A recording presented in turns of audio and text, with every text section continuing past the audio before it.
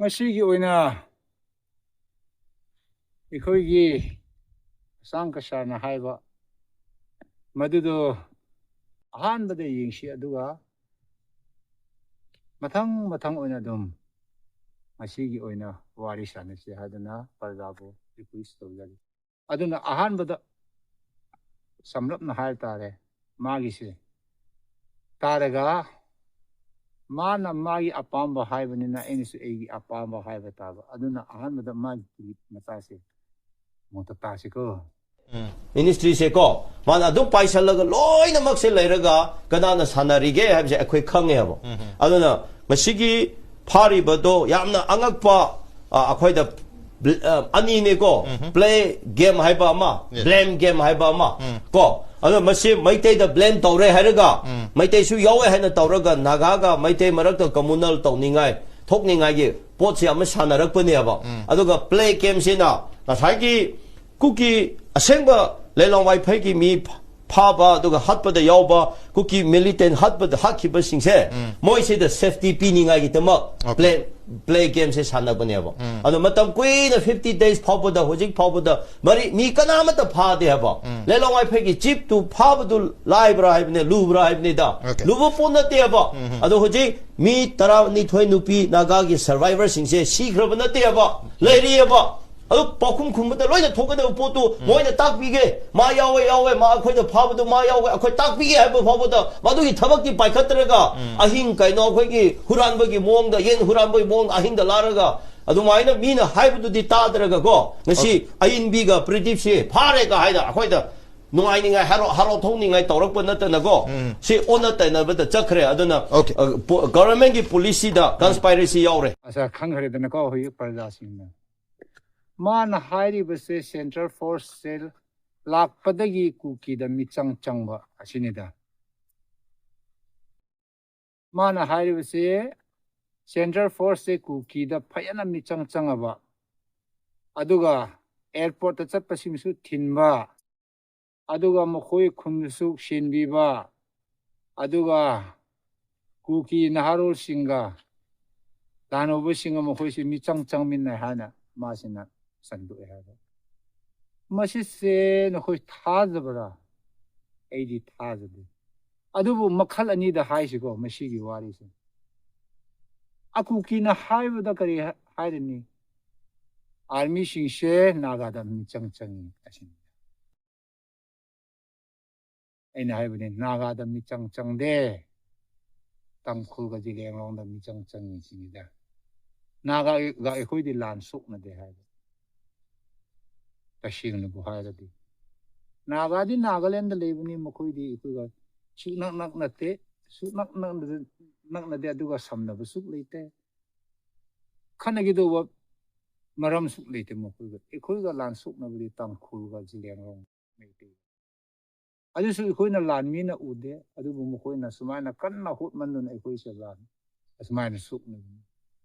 मखोइना pastor हाट पम ममांगदगी मखोइना तपना सुमाइना युमे थारगा मी फुरु सुमाइ तोबा चा सु मखोइना मेना थारमी असमाइना करकर मखोइसिना फत्तबा यु थागा मिंगोंदा तपना कमाय तोरि मशीन नुपासे खनबा यागिदरा हैना तपना चांस यिंगागा चैलेंज तोगा अदुगी फिबमसिदा मखोइना तोबगी वानी अदुना मखोइसिना खंगदे करिमतसु खंगदे मखोइना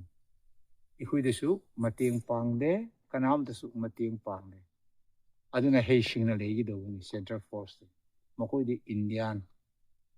बाहर कनि मखोइसि मखोइना इखोइ मणिपुर सिदा लानसुक नबसे लोइन खंग कुकीगा मेति अहानबदा लानसुक नबसु मखोइना लोइन मखंग कनाना चुमरा कनाना लामरा असिसु मखोइना लोइन मखंग अदुमाइना एना हादम अदुना नंबर 1 नंबर 2 द हाइरेस्ट माइना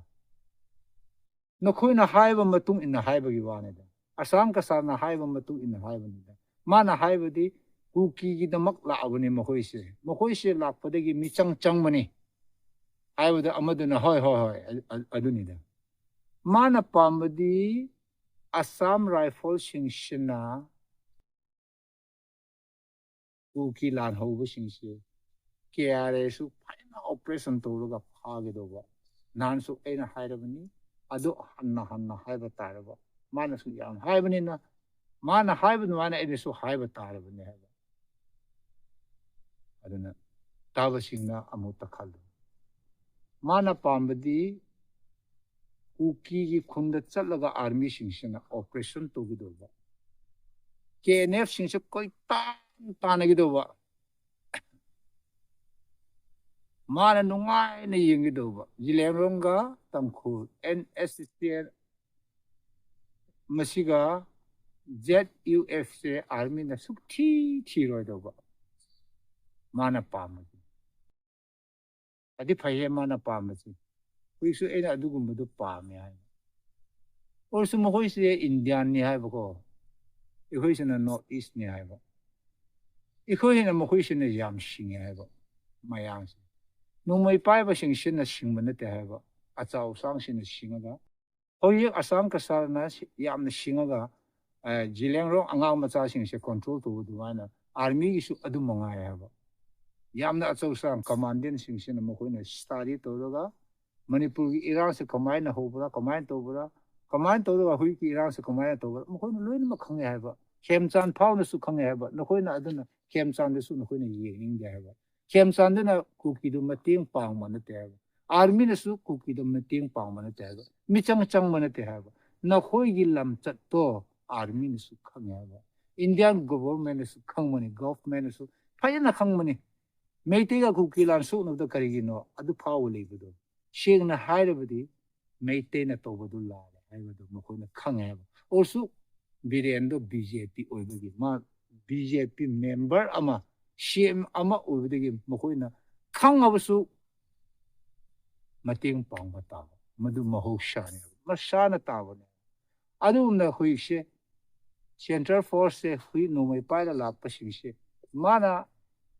magi power da adu tobu yawana te High Command order ni hai ba High Command order singduna asam ke sa namgi lamchat tu khang mani hai ba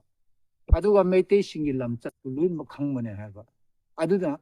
na khoi na hai ba do mateng pangi hai ba su chume hai le se amarum da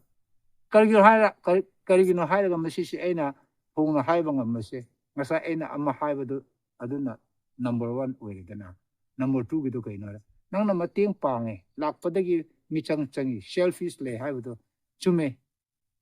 hai na lo se adu do kagi no hai ga makhoi sin na nang na to ri ba lam chat to makhoi na lu khang ha meite sing na to ram do su lu na khang ha ba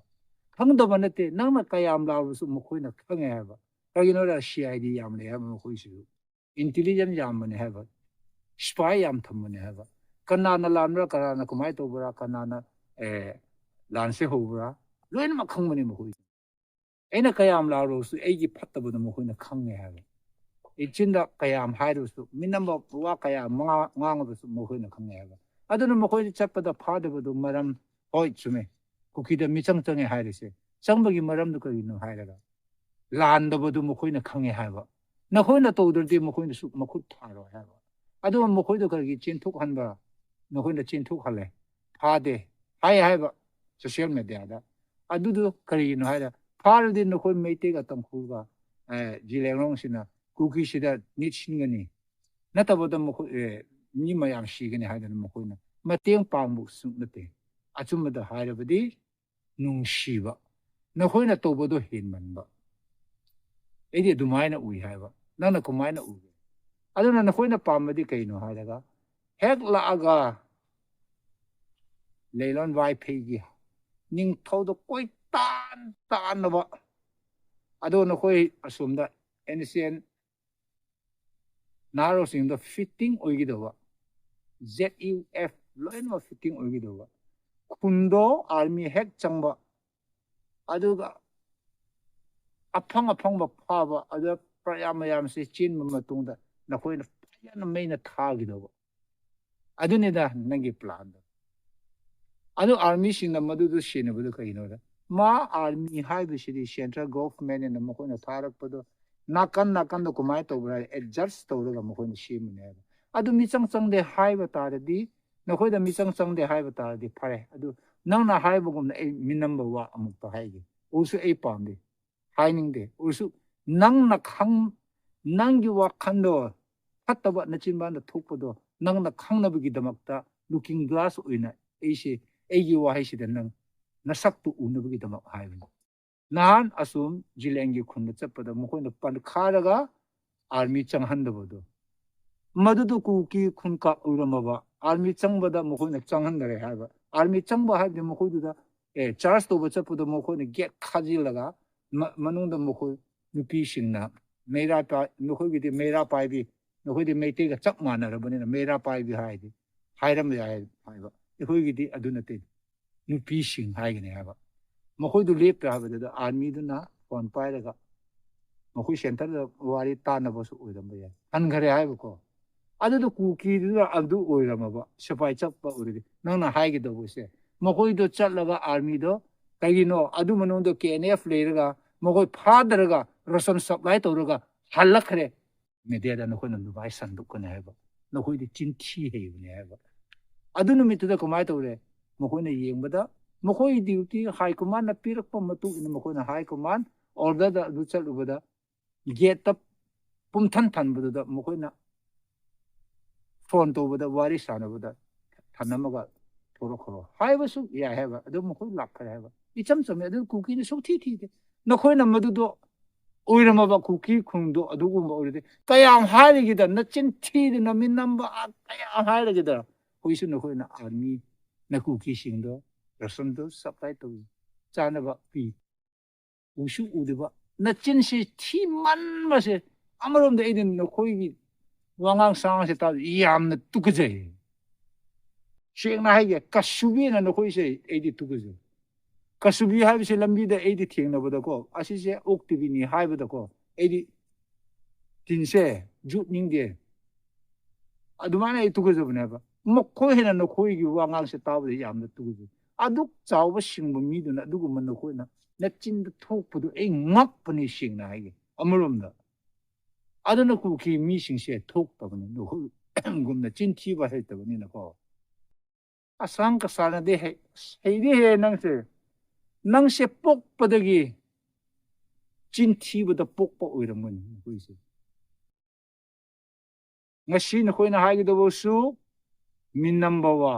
hayeng hai gi do bo su minam ba ma thang gi su minam ba wa ngak ten khoi khali se hek tum ba kang thun jo ba pilo hek lo da khan ba se kamai na to ro ba di madu da mo khoi da sumana to ro ga sumana yen la ga sumana hai rak pa da sumana to gi do adu khok tane no khoi khali ba se no khoi khayai do na da na kok to chik tru no khoi patta ba aduk yam apha ba khang gi do ba su yam ma se do no khoi da patta ba khakta social media da la ba ko komi hai bra kari hai bra tor toy sai bra ga kor dai hai bra chin thi bi he no khoi se angak pa ni ko aduga hoi se mayam Center Force Assam Rifles le to already ku ki se amata suk le ro ikai ba khang ko asang ka sa ikai ba khare de khang ko aina apaba kayam hai bra Bible do kayam hai bra adu phau su nang ta aina hai se taram gane ha ba sak suk saw ram ba na o su na phai na khol aina hai ba do nang na phai na ne thana ekdam 0 degree da le ga aina hai ba se nang na phai la khalo na infan thana ma ga na gi khund chat la ga gyuri ga ga chat yesu la ke do matam na khare hai ba se nang sikha tha ja de hai ba ko nang na hui chali ba lambi do yi hui na na chin yam da thi man na nang na hai man bu da aisu tholok pa ne hai ba se ta se na nang do aina ying thi bu na te ba nang gi wa ngang do chum man da ba an ba meiti ga lan sok bu do su a yum mun na bu gi damak ta nang na chin thi ra nang na she ma ga nang gi se su ngak tang ne ba nang se ma samai kai no do nang oi bu ne hai ba aduna hu ina na hai bi kai no hai da meiti singa cha na bu gi damak ta hui se Assam Rifle later the cookies amata suk later Burma da chel ni adu ada ni nang na hai na hai ba meite singi damak yam nu ngai ba ne hai ba adu phải là tao ấy mà hay vì cái có mấy tay xin đi cụ kỳ sĩ kia hay vì number one nó khôi lan hậu đó đi tụi mình là lệ hay mà thằng đó tầm khuôn là tàu rồi chỉ đó là gì liền rồi ngoài khôi sẽ khôi nấu gồm này khôi sẽ chích nào là hay tầm khuôn là sự cụ kỳ kia hay vì number two mà đó gì liền rồi nó sự cụ kỳ nó khôi là kia hay đó tao đi làm sao nè minai macha refugee nó khôi hai bây giờ hay comment đã cái ta đã cái đó không được cái nào hay vậy how to refugee nupa rồi đi cái namai khumra namai hàng do madu do cái số nè hay vậy namai do hàng do cái này ấy kỳ đi suki kỳ đi hay là kalau ấy nào hay vậy nang na khan bugum budu kuki na su khan da ha ikhui Assam rifle le ru su le tru su iram dam da le gani kuki lenda shirbu su shigani hingabu su hingani adubu nang na khan bugum ba oiro oi nang na khan bugum ba su oi nang gi maram se nang gi wangang sanganga nang na plan phamba masi shina fatama moyam pusilaki do ne haba adu do kuki do sukchin chilo haba adu kuki do chilo do bogi maram e hawi e phaina ta nangi chahi se kaya morgi dara na sadu noi bagi wani e hi na nang angang oigani haba phaina ta hai bi asam kasha adu ga social media da wa ya ngang musing phaina ta kuki refugee hai bisi Burma da chalu adu ada hai bisi do adu no koi na hai bida chaki do busun te leyo hai bida legi do busun te isha gi lamda illi ga manipur de hoi leite ha ba ihoi manipur de lebne hoi ihoi ku khi de le ihoi manipur thuai de phai na le no hoi nu shino ihoi ku khi de stop to no dunya adu phai na taw e hai bi asam ka sal ga kukumida leadership social media da wa ngang ba ayam se e hi na ngang ngak ta oi ni ko hi phaina ta ibok sina a chursampur mathak lambulen dagi shiki ama puraga moirang da ma se baya ka bu chatun khong da mo khoi gi hak tak ta chatlam ne madu do chicken war masung ne ha ba ko challaga hawi kang yi mi sing na di uro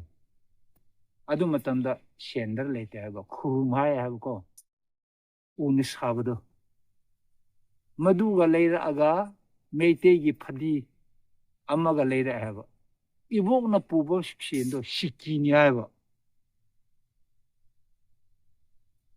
adu ga meite phani ka sareng yam na chawa adu ga thung chi tanga puraga halak pada naya ani amuk puraga hale kayam koi ragi da hisab to ibuk ki wari ni ko ibuk na hari buni aduga ibuk tuna Subhash Chandra Bose second war da la paduga magi lei thamdu da ibuk na su uru ma se yung khang sa mathak tu da kum thar ai magi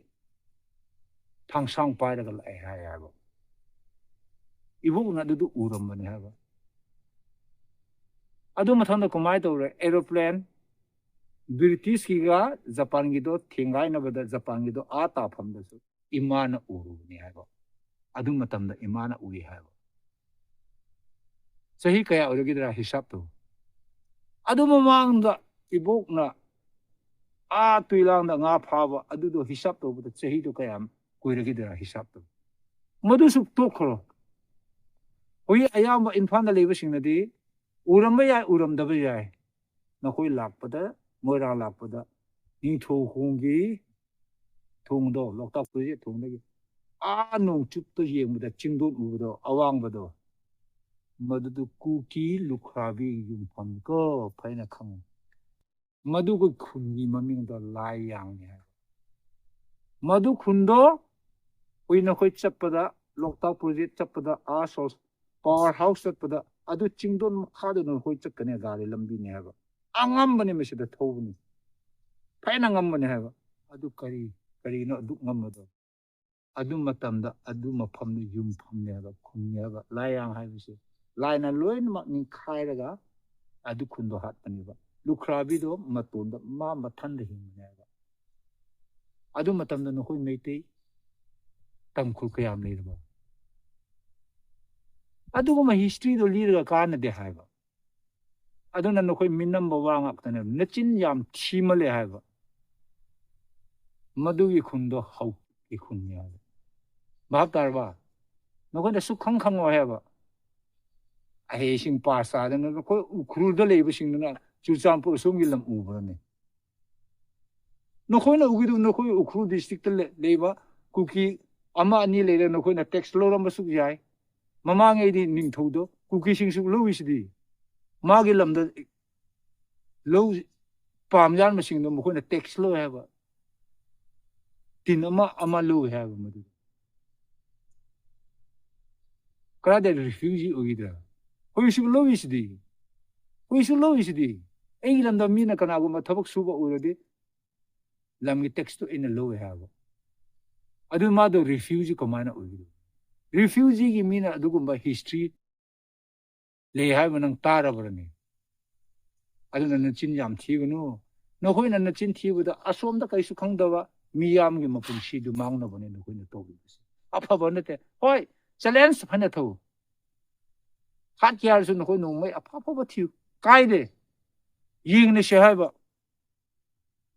no khoi na ki bane hai ba I khang hai ba no khoi na ku ki si yam ne ki hai ba ngamabadi hui su no hoi ni yum thaw se khun da chaw da amuta chalune no hoi thing nar kan ne ha du da lan asing ma ura pada phaina taw ko asang ka sir 93 da no hoi na ikoi hat ta se kaya yam bra ko kaw sin na buni black day ngasi phaw ikoi madu observe to buni kana gira no hoi na to buni ko zo pi hat pa to khang bro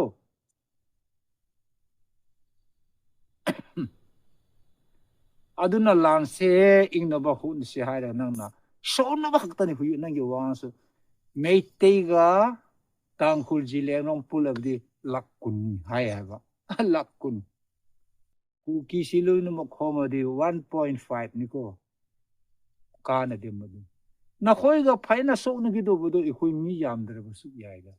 chani su sufficient aduni kagina re khoi pangan na te issue ga chi khoi di le mi nang na khali ba nang na hai re ba sing do a phaba le to ni